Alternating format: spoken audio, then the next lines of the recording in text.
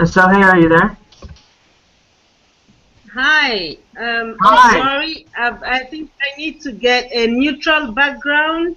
Oh, But I've got a lot of noise. I've got a lot of noise in the background, and I don't know if you can hear me well. oh, we can hear you There's great. quite a lot of noise. How are you? Uh-huh. Can you hear us? I can't hear you very well. Okay. I think I need to move my venue.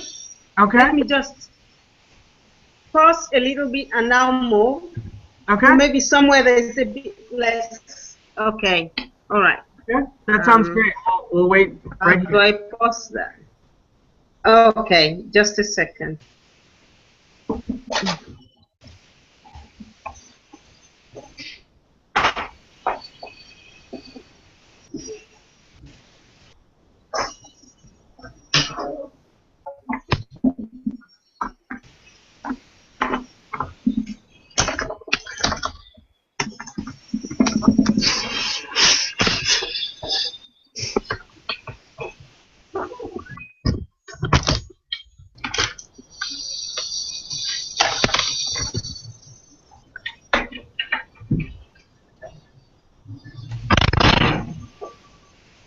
Fernando di Testa.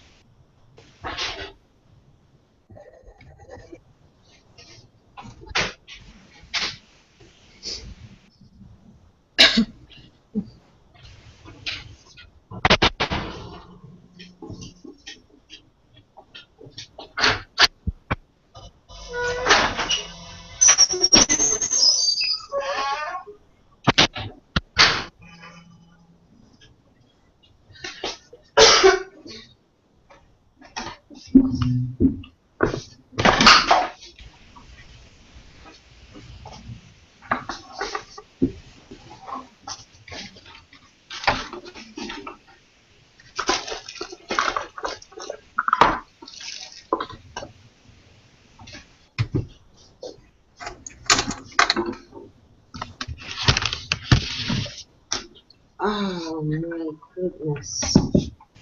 That should do it.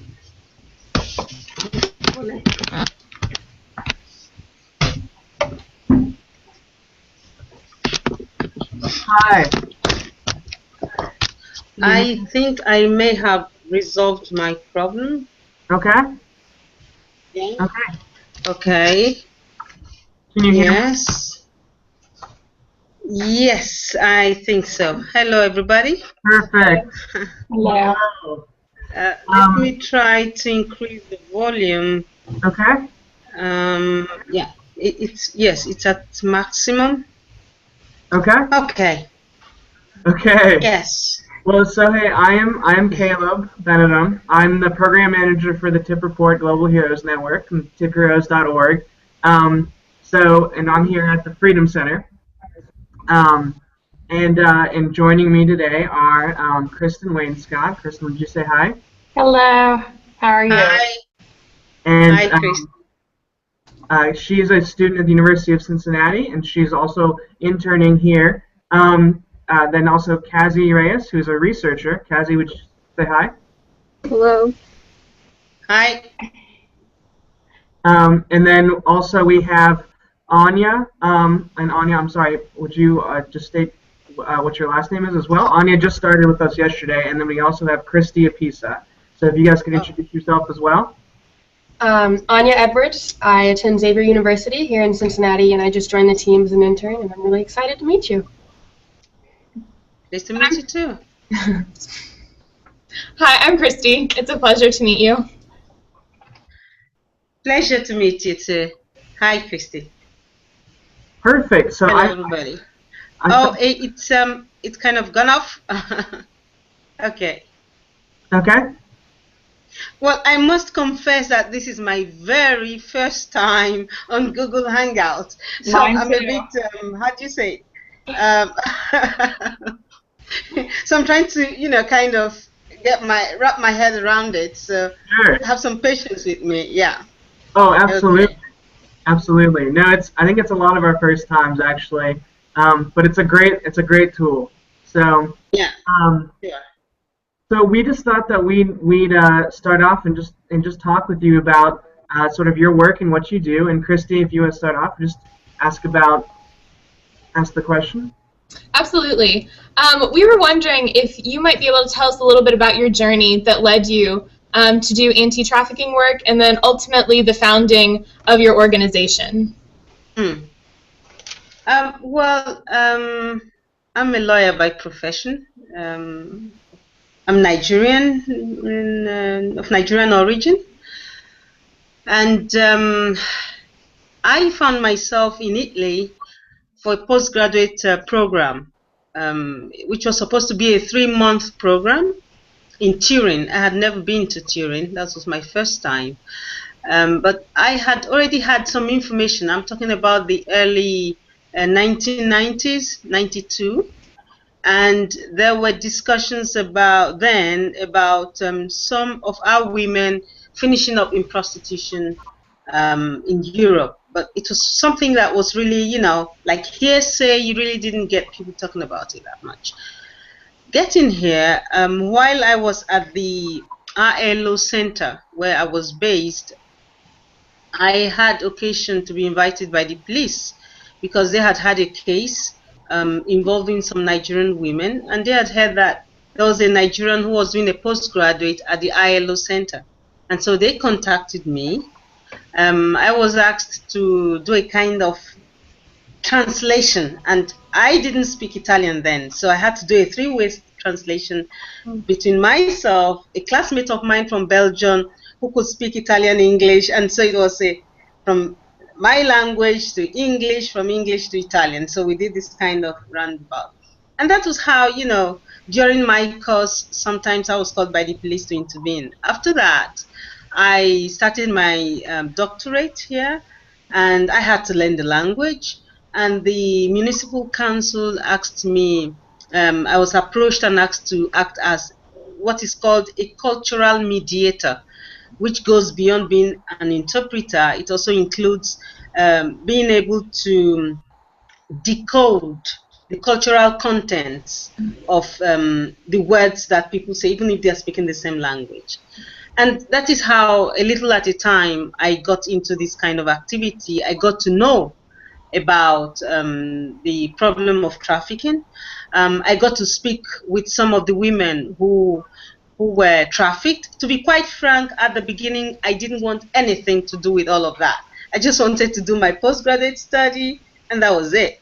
Mm-hmm. And so in that period, it was really a bit challenging. But when I got speaking with some of the women, it was like, well, you just can't let this go. You have to do something. You have to act. And even that little bit, I mean, just speaking with them, for them, it was like, oh, wow, somebody else from my country who speaks my language is willing to speak with me. And it was a lot of, I could see that it was like a huge kind of thing, even if for me it was nothing really. I mean, you're just speaking with someone, but it made a lot of difference when you think that these are women who found themselves in some of the most terrible conditions alone, in a country where the language, the color, the food, the air you breathe, everything is completely different, and they felt kind of lost.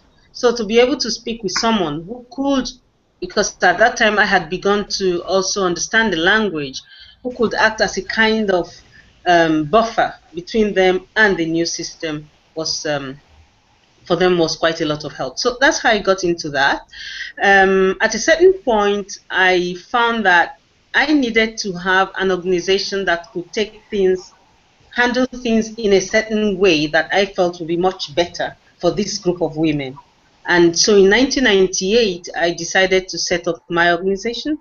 I started out in the corner of my bedroom, and the internet was becoming something much more common. I remember then I had a laptop that was so heavy, I really couldn't carry it around with me. And then to connect to the internet, you had to wait like, oh wow, a long time.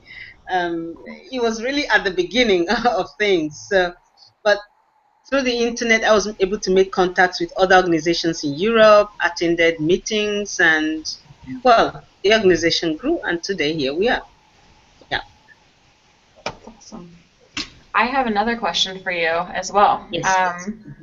We've been doing quite a bit of research on tip heroes as we're preparing we're doing a tip hero of the day, and we see that you've worked with one of our tip heroes programs, NAPTIP. Do you still work with NAPTIP? And if so, what is that relationship like? Oh, yes, we've had quite a lot of, as an organization, we've had quite a lot of collaborative activities with NAPTIP.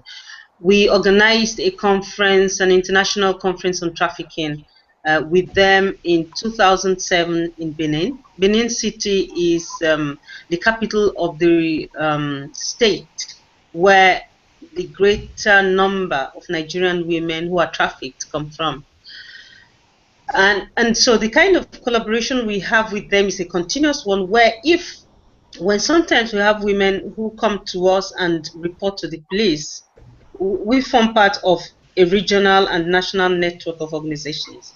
So when some of the women make reports to the police, the traffickers put pressure on them through their families back home, and maybe go to threaten their families or try to destroy properties or have them imprisoned. So when such things happen, and then the families will then normally contact the women and ask them to drop the police report, not to go ahead with it. So what we normally do is to contact NAPTIP and ask the family to go to NAPTIP and report any incidents of threats or attacks so that NAPTIP can then handle it from there. That is one way in which we collaborate. Other ways in which we collaborate is like when they wanted to do a kind of a documentary. And so we were asked to prepare the ground, contact prosecutors, other organizations, and so on and so forth. And so we prepared the ground for them. They came, spent a couple of weeks, did this documentary, and went back. And I think they are using that as a kind of instrument of awareness raising in Nigeria. So these are some of the ways in which we collaborate. Awesome. Thank you. So in regards to, I'm Anya, by the way, just to introduce myself. In regards to your passion of sex trafficking, they've seemed to recently call into question some of the statistics around sex trafficking in regards to the exaggeration or the accuracy of those statistics. In your perspective, do you think this is a true or false accusation, and what can you offer towards that opinion?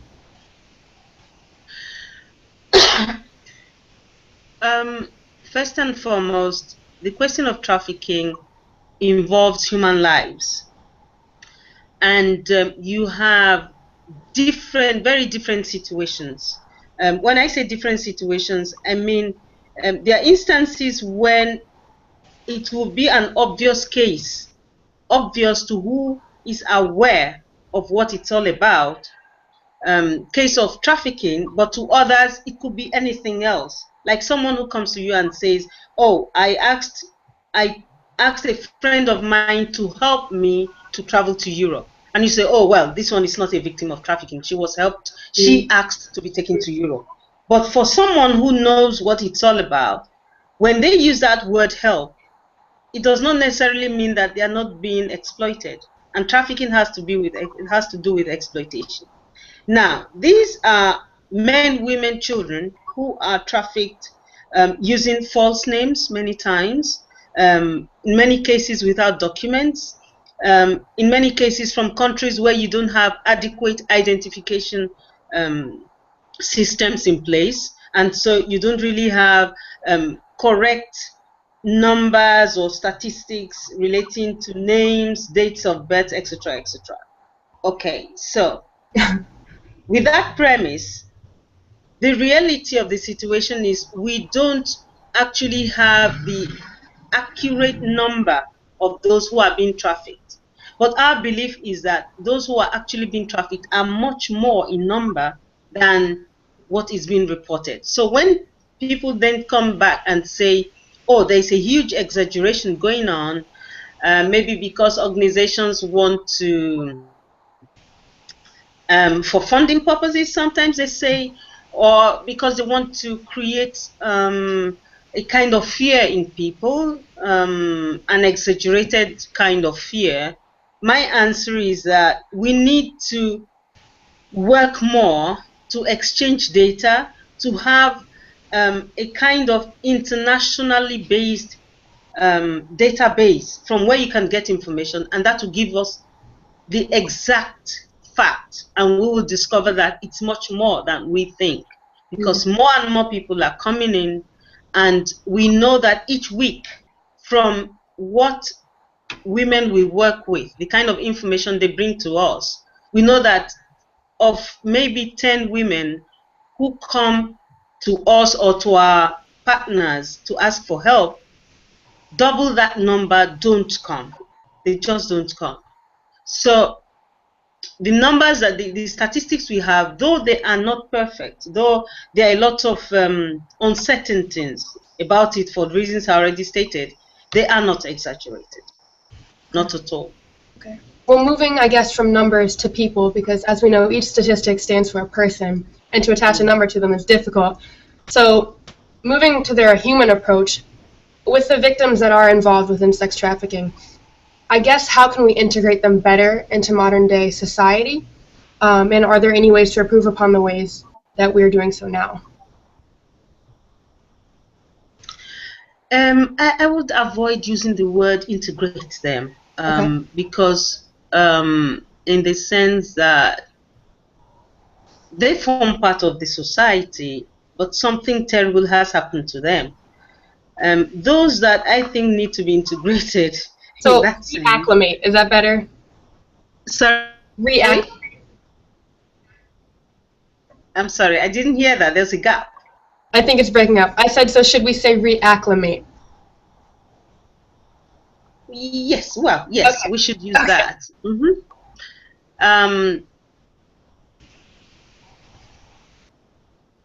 If I understood your question correctly, you're asking in what ways can we assist them to regain their lives back, right? Exactly. Okay. One is, I'll use the examples of women we have supported. Okay. When they come to you, they are in such a state that sometimes there's this tendency to want to take over everything and help them to get out of this horrible situation, and to kind of treat them like, they're babies, because they are so vulnerable, lost, seemingly unaware of what the next decisions have to be. So what we do, the very first thing you do is you listen to them. You listen to what they've been through. And you can have someone sitting in front of you and telling you some of the most horrible things. Like I heard today, I was in a meeting today, and I heard some of the most terrible things being said in such a matter-of-fact manner by a woman who was telling me how she had been trafficked across the desert. They were packed into those small trucks, about 35 people in a truck that usually takes 4 people, and how some of them died and were buried by the side of the road, and they would take off, and then they got to where they were going, and she was enslaved because she couldn't pay a certain amount, and then someone paid and bought some of them. Those kind of horrible things in a very matter-of-fact way. You have to listen. And that's part of the assistance they feel because they are getting it all out.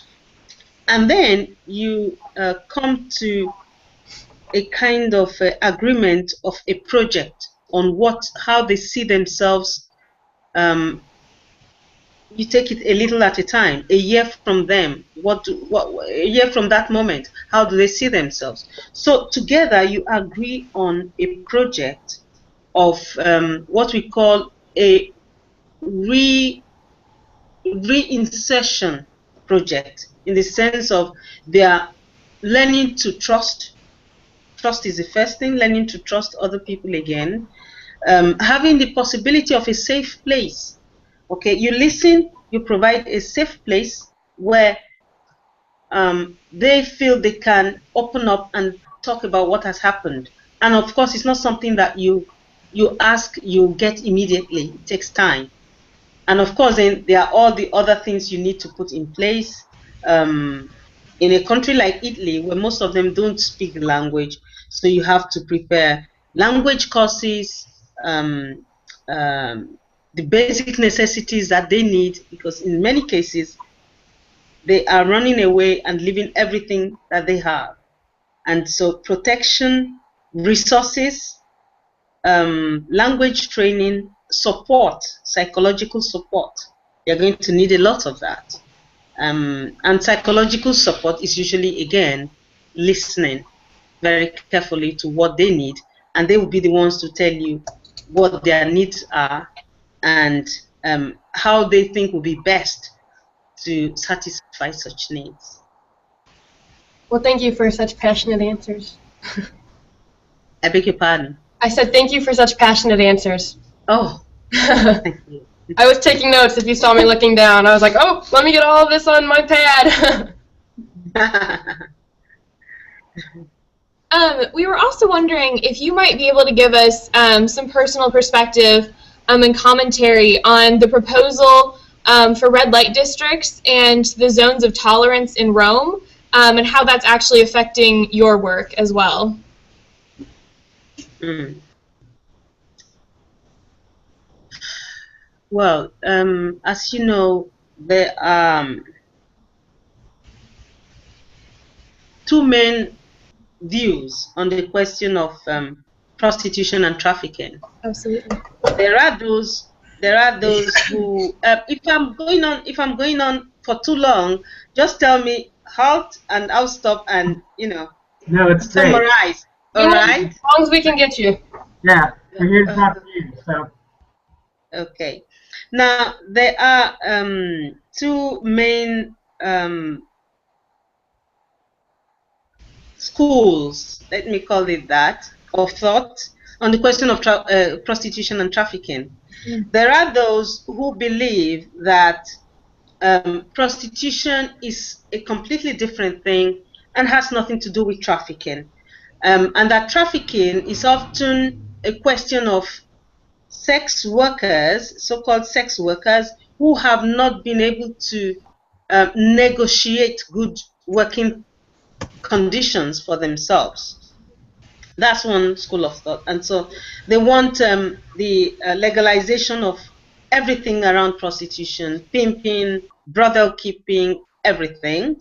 And then there's the other school that says, well, why do women, and I say women because the greater majority of those in prostitution are women, why do they, quote and unquote, decide to go into prostitution? And they say you find that, one, it's a question of patriarchy, a question of systems that commodify, they objectify the female body and feel that women should not be in professions but should sell their bodies. They should make themselves available as a way of satisfying whatever needs they have. And as such, they feel that prostitution is a violence, is one of the oldest forms of violence against women. The end product, the end objective of trafficking that prostitution and trafficking are very closely linked, because those who traffic women traffic them to satisfy an ever expanding and demanding market for their bodies, for paid sex. And so that this should be discouraged, that those who exploit them, those who buy them, those who sell them should be the ones who should be punished, and those who are in prostitution should not be punished. And so they advocate, on the contrary, they should be given resources, needed resources to exit prostitution where they want to. And that is the so-called Nordic model. Now, laying this basis, the situation in a country like Italy, for instance, is such that at this point in time, there is still a law, a 1958 law, that was passed by, that was pushed for by a female senator at that time, who had received a lot of requests from women in prostitution, women in brothels in Italy, because brothels in Italy then were legal, pleading with her to find some way to stop it, because what was happening to them was an extremely exploitative and violent thing. And so that law was passed, making it was no longer a crime to be in prostitution, but the exploitation of the prostitution of others is a crime. So that's the situation right now in Italy. Now, when the economic and social conditions of women are okay, you would hardly find women or men or anybody else, for that instance, deciding to go into prostitution. It is when there are no valid alternatives, when there is a huge economic, financial, and social crisis, that you find people choosing prostitution as an alternative. And that is precisely what is happening right now. When I think back to my youth, and I think back in time to maybe 25, 30 years ago, the kind of enormous move, the kind of enormous involvement of people in prostitution that you have now, and the trafficking behind it, did not exist. You just heard about, I mean, you really didn't even hear about trafficking. There seemed to be things that had passed. The question of modern day slavery that we have now, and that's what's happening, we didn't have it 30 years ago. And if you look at the current economic and social situation of people, you find that conditions have deteriorated enormously. And so it goes hand in hand, you see. So in Rome, there is this proposal to reopen the brothels, and those who are pushing for this kind of activity are basing their request on the fact that right now Italy is going through a very bad economic crisis. There are no jobs, and so they offer prostitution to women as an alternative to finding a job.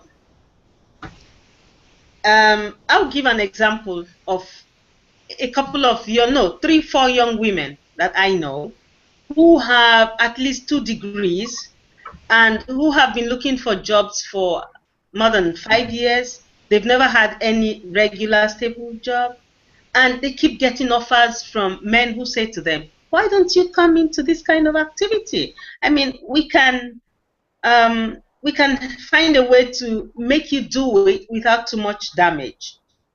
Now, the question of prostitution and our position relating to that is not a question of morality. Absolutely not. It is not a religious kind of approach.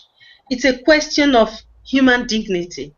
Now, there's a level to which one can say, oh, there's extreme freedom. Extreme freedom is just as dangerous as repression. When you say extreme freedom, means that someone's intimacy, the most intimate of someone's body is placed in the marketplace as an object, because prostitution has to do with the consumption of the human body in a sexual act for payment. So when people tell you it's services, we're talking about services, I tell them, no, this is not a question of services. Services is like, you ask me to write a report on, I should do a study and write a report. So I use my brain to do a study and write my report. You don't have to open my brain to look inside to see if, things are exactly the way I said. The report says it to you, and those are the services that my intellectual services to you. In prostitution, it is the human body that is used physically to satisfy a need. And so we need to differentiate this from what you would call any other job. So the situation now in Italy is that there are these members of parliament who are asking that the 1958 law be abrogated and that they reintroduce brothels with certain new conditions. One, that those who are in prostitution should first of all get a certificate from a psychologist stating that they are in the mental condition to be able to carry out this kind of activity. Secondly, they are to pay about 1,000 euros every month for the dubious privilege of being able to be in prostitution. So the state becomes a pimp and exploits those in prostitution, because this amounts to exploitation. If they pay that, they call this a kind of license fee of 1,000. I'm not aware there's any other profession in Italy where that kind of amount, of money is requested to be paid in order to exercise any profession. So that is already an exploitative condition. And then there is also the third part of it that says that courses should be carried out in high schools, starting from junior high school, to teach youths that prostitution is not really a bad thing as such, and we are very much, the first time I read that, I was really appalled. One, because, like I said, it's a question of human dignity, a question of the protection, the refusal to allow half of our population to be considered as objects that you can put on the market, sell, buy, consume, and dispose of like any other objects.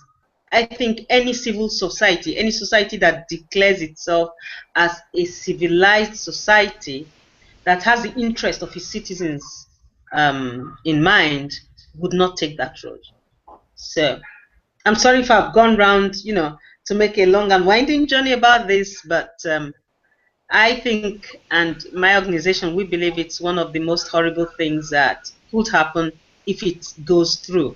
So we are doing everything possible to contest it and to make people to say no, not on our watch. We're not going to allow that. Absolutely. I hope that answers your question. Yes, thank you. Thank you. I have one last question. Yes. As we know, well, as you know all too well, anti-human trafficking work is emotionally exhausting. How do you maintain hope in your cause? I don't understand the question very well. What do you mean? How do you stay on the course? How do you stay upbeat? And instead of, you hear all these sad and awful stories all the time, how do you stay motivated? Yeah, I get what you mean. The first few years of working in anti-trafficking and getting to hear some of the most terrible stories,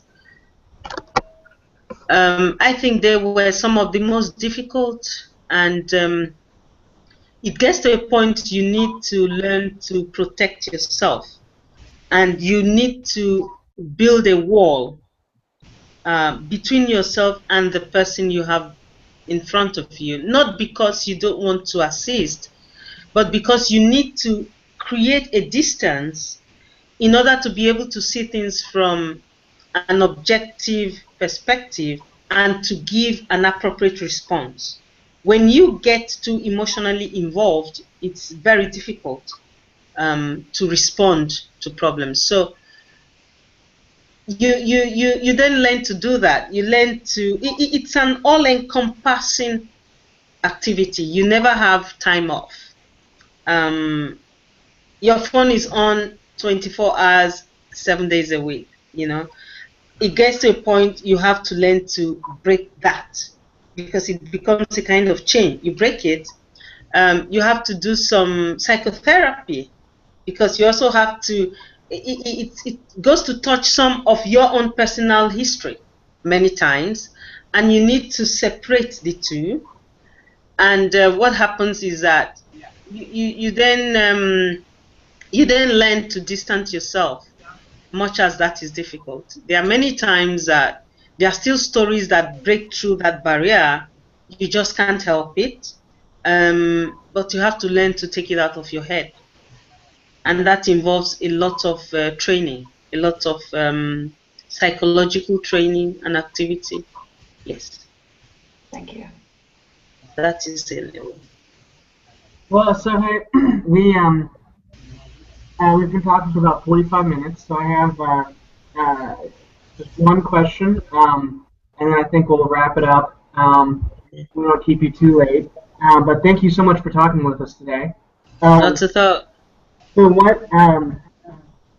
We're all either students or freshly in the workforce, but we are all interested in doing anti-human trafficking work and in fighting against human trafficking.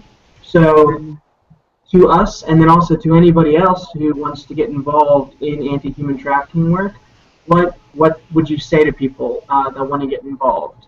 What are the types of things you would say to them, and how would you tell them to get involved? The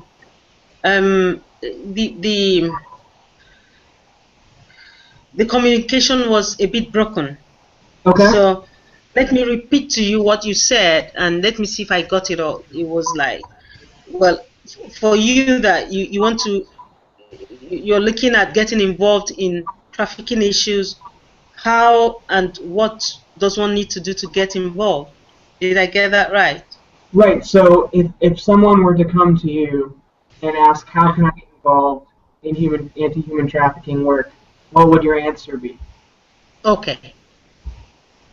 Okay. Got that. Yes. My answer would be that first and foremost, you get as much information as you can about what the issues really are, what the issues involved are. So once you get that information, then you find an organization that where you can begin to do some voluntary work to get to get a feel of the practical aspects of it. Voluntary work would also involve like understanding what your chosen organization needs. It could be like support activities. It could be any of the most simple. It could also be being involved in diffusing alerts. Alerts are actions that the organization can carry out to alert governments to what is happening. And so the more people you have to whom that information get, the better. So anybody who has access to social media can use Twitter, Facebook, whatever, to help to diffuse that information. Fundraising activities. My organization has had a lot of support in that sense, that people we didn't even know would do things like bake a cake and amongst friends sell the cake and send us some money. And so we did a small fundraising activity, and these are the proceeds. They were really very exciting things. Sometimes they weren't large amounts, but they made quite a difference to the young people we were supporting, who at that point needed some. So this is also another way to do that. And then to also organize small seminars with friends who really don't want to have anything to do with that, to encourage them to get involved, to say, even you as one person, if you are able to talk to one other person, you're already, expanding the level of knowledge amongst people. Because even now, with so much information available, there are still millions of people who tell you they have no idea what trafficking is all about. And we need to have that information out there to know that things are happening and people need to get involved in one way or the other. So that's what I'll say to them. Yeah. Does anybody else have any last questions for Sarah? It was lovely meeting you. Yes, thank you so much for talking with us. Thank you very much. Yeah. Well, it was wonderful having you on here. We're hoping to. These are automatically recorded. I was hoping to go ahead and post this on tipheroes.org if you don't mind. But we're really excited that you were able to talk to us today, even just for 45 minutes or so. It's been really nice. Thank you very much. It's been lovely speaking with all of you. And if you have more questions, anytime you want to talk about cases, I'll be very willing to speak with you. And I'm sorry about the previous times that there was that gap in communication. It was my fault. I do apologize for that. Okay. Not a problem. Not a problem. And we hope you're feeling better one day. Thank you very much. Yes. Okay. Anyway, thank right. you so much. We're going to go ahead and sign off. Thank you. Yes. Have a good rest of your day. Bye. Thank you. Same to you. Bye. Bye. Bye-bye.